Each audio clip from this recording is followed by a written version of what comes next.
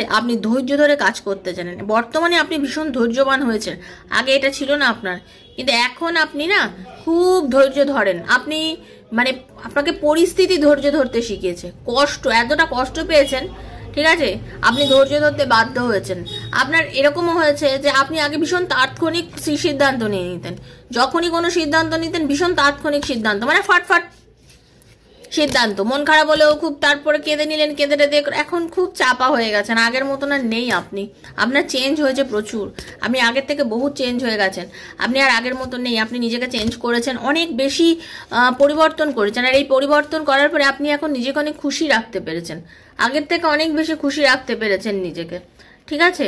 আপনাদের অনেকের লাইফে নতুন কিছু নিউ বিগিনিং হয়েছে, আপনাদের অনেকের লাইফে কিন্তু কেউ নতুনভাবে আপনাকে কেউ প্রপোজ করেছে, নতুন কোনো প্রেম এসছে, কেউ আপনাকে যোগাযোগ করতে চাইছে, কেউ আপনাকে ভালোবাসছে, কেউ আপনার সাথে যোগাযোগ করতে চাইছে, কেউ আপনার সাথে সম্পর্ক করতে চাইছে, সেটা আপনি বুঝতে পারছেন। কিন্তু আপনার মনটা আবার ওটাও চিন্তা করছে যে তাহলে কি আমি ওই সম্পর্কটাতে যাব, আমার কি ওইখানে যাওয়াটা কি ঠিক, আপনার মনের মধ্যে কিন্তু সেটাও কাজ করছে। সেরকম এনার্জি কিন্তু আমি পাচ্ছি, এরকম কিন্তু আপনার মধ্যে ফিলিংস হচ্ছে। কিন্তু সব কিছু থাকার পরেও আপনি না আপনার এই যে প্রেম, পুরনো প্রেম, তাকে কোনোভাবেই ভুলতে পারছেন না, তাকে কোনোভাবেই ভুলতে পারছেন না, বা তাকে ভুলতে চাইছেনও না, বলা যায় আপনি তাকে ভুলতে চাইছেনও না। আপনার মনে হচ্ছে যে না, এটা আমার প্রেম, এটা আমার ভালোবাসা, একে আমি ভুলতে পারবো না, আমি ওকে ভুলতে পারবো না, ওকে সব কিছুর মধ্যেও আমার আছে, আমি যাই হয়ে যাক না কেন ওকে আমি সত্যি মন থেকে ভালোবাসি।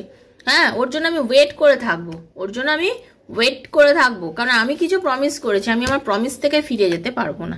আর কিছুদিন ধৈর্য ধরে দেখি, আর যদি হয় তো ঠিক আছে, যদি না হয় তো তখন দেখা যাবে। এরকম এনার্জি আমি আপনার পেলাম, যিনি আমাকে দেখছেন, নারী পুরুষ নির্বিশেষে, এখানে সবার জন্য করা হলো রিডিংটা। ওকে।